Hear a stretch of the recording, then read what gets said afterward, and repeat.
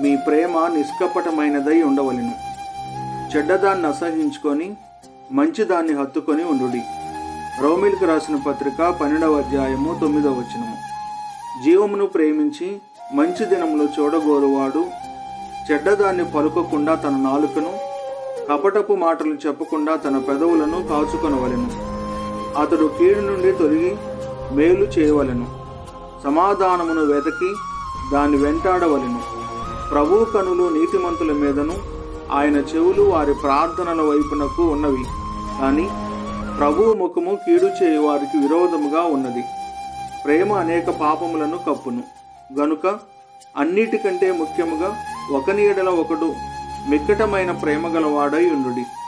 దేవుడు ప్రేమ స్వరూపి. ప్రేమ లేనివాడు దేవునిని ఎరుగడు. దేవుని ప్రేమ మీలో నిలిచి ఉండి ఎల్లప్పుడూ దీవించబడుదురుగాక. ఆమేన్.